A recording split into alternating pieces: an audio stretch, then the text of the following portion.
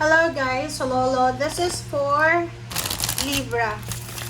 Libra, welcome dito sa aking channel, Kapalaran 888. Welcome. Alamin natin kung anong messages, vibration, gabay energy. Para sa mga Libra to. Alright, Libra. First two cards tayo. Number 16, number 9, 9 of Hearts. Sinasabi ng bara sa'yo dito na congratulations. Congratulations because may paparating na like richness, blessings, wealth, inheritance, travel. Pwedeng yung Libra na to pupunta ng ibang bansa or pwedeng lilipat siya ng ibang bansa or posibleng sa Pilipinas lang.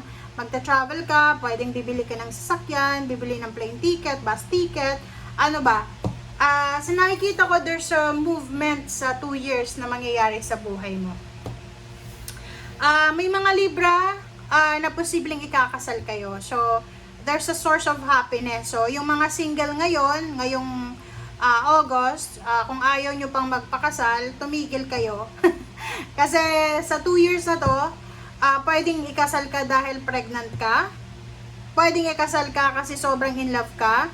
So, dito sinasabi ng barahan na may ma-fulfill ka na dreams mo regarding sa emotion sa 2 years na to. Or pwede din na magkaroon ka ng, pwedeng magta-travel ka para sa kasal. Pwedeng magpapakasal ka sa ibang bansa or magta-travel yung person mo papunta sa'yo para sa isang kasal.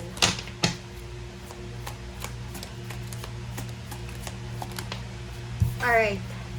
So, new moon and Sagittarius, focus on the positive. So, sa 2 years na darating, mag-focus ka lang sa kung ano yung positive, guys. Huwag tayong masyadong nega. Step up and lead. Okay, so kung ano yung gagawin mo, gawin mo siya dahil gusto mo. Okay? And huwag kang magpapadala sa kung ano-anong mga sinasabi, manipulation ng mga tao sa paligid mo. Ang importante kung ano yung masasabi mo. Alright?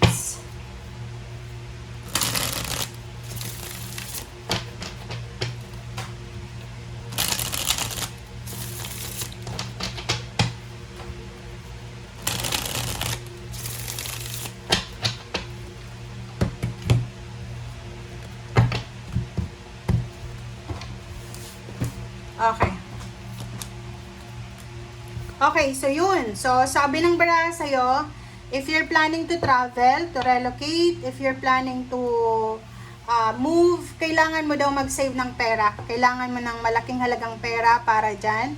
So, if you're planning to work abroad, OFW, sa mga lugar na kailangan ng placement fee, kailangan mo mag-ipon ng pera. Okay? Ngayon pa lang mag-ipon ka na. Yung iba naman sa inyo dito, kung saan kayo pupunta, kung saan man plano yung pumunta, sinasabi ng barahan na doon sa lugar na pupuntahan nyo ay posibleng makakapag-ipon kayo doon ng salapi. Pwedeng mataas yung sweldo mo doon or mababa yung cost of living doon. Mag-iingat tayo sa mga future encounters natin. Kung kayo ay nasa ibang bansa or kayo ay nasa malayong lugar, mag-iingat kayo sa mga taong makakaharap nyo. Kasi possible na makatagpo kayo ng mga scammer, sorry, mga manloloko or kung ano pa man na hindi maganda yung intention sa inyo. Okay. Sa nakikita ko sa'yo dito, you need to protect kung anong meron ka. May anak ka ba? Anak, asawa, parents, parang ganun, or pangarap sa buhay. Sinasabi ng bara sa'yo na sa 2 years na to, kailangan mong proteksyonan kung ano yung dapat proteksyonan sa sarili mo. Magician, wag kang masyadong magpadalos-dalos sa mga decision making mo sa 2 years na to. Pag-isipang mabuti yung mga decision making. Yung pagtatagumpay, sinasabi ng bara, wag kayong masyadong, sa 2 years kasi na to, may 7 of swords ka. So, ibig sabihin, maraming beses ka sa 2 years na to na pwedeng ma-scam. Pwede kang ma-scam, pwede kang maloko sa love life, sa trabaho, pwede kang ma-scam sa, kung halimbawa, nag-a-apply ka ng trabaho papuntang ibang bansa, kung nagbibigay ka ng pera, agency man yan or kung ano pa man, mag-iingat ka kasi there's a possibility na may scam ka. Dito sa barahan na to, huwag kayong magpapaniwala. Sa 2 taon na to, Libra, huwag kayong magpapaniwala sa mga overtime success. Easy money na yan. Kasi walang ganon. Okay? Sinasabi ng baraha na kung may makikilala kayo sa 2 taon na to na magsasabi sa inyo na, uy, alam mo ba, matutulungan kita para yumaman. Okay, huwag kang maniniwala sa ganyan. 'Di ba? So, sabi na once, proteksyonan mo yung sarili mo, proteksyonan mo ang sarili mo, ang health mo, ang isip mo, ang puso mo, ang trabaho mo, kung may trabaho ka, yung mindset mo, yung prinsipyo mo, integridad, proteksyonan mo yan. Okay, love life. Sa nakikita ko sa'yo yun, sabi ko nga sa kanina, there's a possibility na may bagong love life, suitor, okay? There's a new direction na posibleng papasukin mo. New job, new career, new love life, parang ganon. New source of happiness and inspiration. Lump sum of money is coming para doon sa mga positive na mindset. Nakikita ko rin sa iyo dito na yun, may mga financial help na paparating, financial help, o ikaw yung magiging financial financer ng ibang tao. Mag-iingat sa mga diskusyon, misunderstanding, sa mga away, gulo, sa pakikipag-usap sa mga chismoso, sa mga taong mahilig mag-trigger ng emotion, mag-iingat kayo. Kung may negosyo ka naman, marami kang makaka-encounter na kakompetensya sa negosyo mo. Pero there's someone na hindi lang naman puro kakompetensya. May mga tao din na magiging kakampi mo. Okay?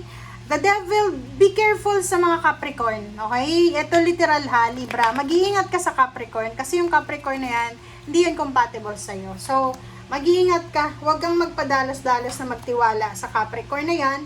Lalo na kung tungkol yan sa love life. Tungkol yun yan sa family, like gustong pumasok sa pamilya mo. You need to be careful, maging maingat, maging mapagmatsyag, maging matalino sa pag-handle ng relationship, ng pera, para hindi ka magsisi sa bandang huli. Kasi pag hindi ka naging mapagmatsyag ngayong 2 taon, possible na maloko ka, possible na iiyak ka, possible na ma-scam ka, and posibleng manghihinayang ka sa mga ginawa mo sa past. Iwasan din natin yung sobrang excitement. Dahil sa sobrang excitement, ayun, hindi mo na nakukuha or hindi mo na nagagawa yung mga dapat mong gawin na tama. Temperance, mag-iingat tayo sa mga decision natin ng padalos-dalos. And the world card, sinasabi ng baraha yun. Sa mga mag-a-abroad to ha, kung may mga mag-a-abroad dito, may mga placement fee or whatsoever na payments bago kayo makapag-abroad. Make sure na tama yung tao na yan na kausap nyo. And legal yan. Kasi kung hindi, kita mo to. Okay? Sabi ng baraha dyan, mag-iingat ka kasi magiging subject ka ng mga desperadong manluloko. Thank you guys. Bye!